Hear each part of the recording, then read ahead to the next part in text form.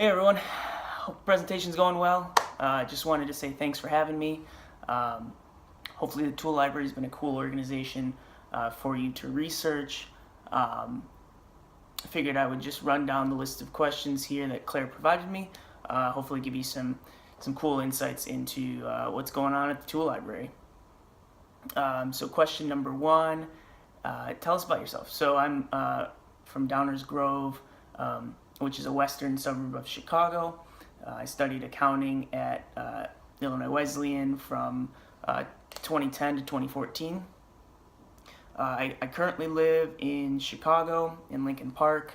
I'm married. I have an accounting job at a firm downtown. Big Cubs fan, so this fall was awesome with the World Series and everything. And it's been a great experience so far too. What inspired you to start the Tool Library? I don't know that there was ever an aha moment of inspiration per se, but I guess I could walk you through the sequence of events, kind of taking you, leading you from when the idea first happened to actual conception of the project and when we opened our doors. So in the summer of 2012, I was an intern in the Community Partnership Program, which was offered by Illinois Wesleyan in partnership with State Farm, where students spend 3 days a week in the community doing community development projects, focusing on being action-oriented, being sort of catalysts for creating change in the community. We were placed at various nonprofits throughout the community. I was placed at Habitat for Humanity. And then we spent 2 days a week at State Farm in whatever department was relevant to what we were studying. So I spent 2 days a week in the Financial Operations and Compliance Department at State Farm. So throughout this internship experience, like I said, we were kind of pushed to become more aware of the needs in the community, and sort of had our perspectives changed, and our mindsets changed in a way that we were sort of eager to participate in getting stuff done in the community. We became more aware of what like I said, what the needs were, and while working at our nonprofits, we were tasked with identifying those needs and then creating a project that could help resolve them. So with Habitat, I became aware of the need for people with low incomes to have access to power tools for home repair projects. While at State Farm, an email came across my desk that State Farm had just awarded a grant to a nonprofit in Philadelphia for $25,000 to start a tool lending library. So I saw that, and then also knowing that there was a need in our community for power tools, thought that concept would be great for West Bloomington. The first step was to find a fiscal agent or a nonprofit that would be willing to take on the project sort of as a subset or an initiative of their organization. So it was sort of a natural fit for me to first approach Habitat for Humanity to see if they wanted to sort of build out a tool library at their Habitat for Humanity restore. They unfortunately didn't have the capacity at the time to take on the project, so the next logical step was to approach the West Bloomington Revitalization Project, focused on, obviously, like the name says, revitalizing West Bloomington in 6 key areas, one of those being housing. The West Bloomington Revitalization Project agreed to take on the tool library in my project.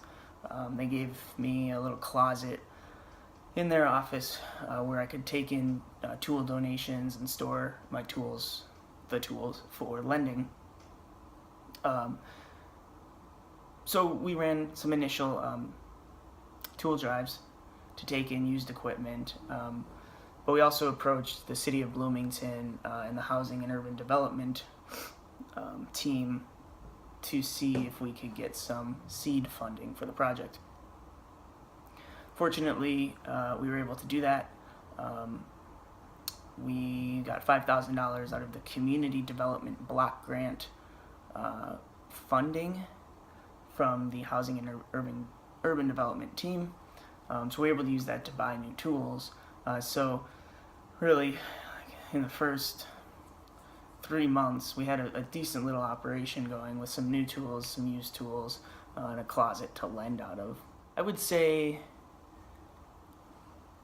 a rough timeline from, like I said, conception of the project to actual reality of the project. So from hearing about tool libraries to actually opening our doors was probably 6 to 7 months. And it wasn't really a difficult process. The next phase we entered was finding a larger facility. So it was like almost a year after we opened, well, no. It was just shortly after we opened our doors that we were awarded a $25,000 grant from State Farm.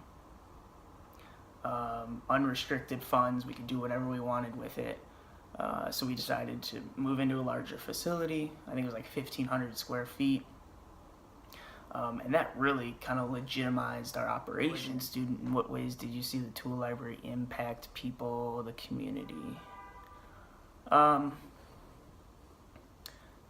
So I guess I saw it in the obvious ways, seeing people come in and check out our tools, return with stories of successful projects.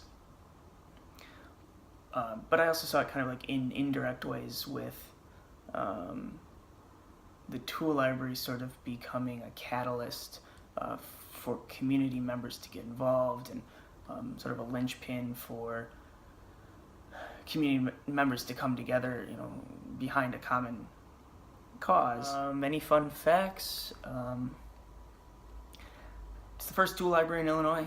There are tool libraries sprinkled across the country. You don't come to college with a toolbox filled with tools, so if you need something, if you get an off-campus apartment or off-campus house, you need to hang something, or maybe create a sweet beer pong table or something, you can come over and get tools to do that. But also, you should volunteer. I wish I could be there in person to answer questions, more specific questions that you might have. But if you do have questions, feel free to shoot me an email. Claire's got it.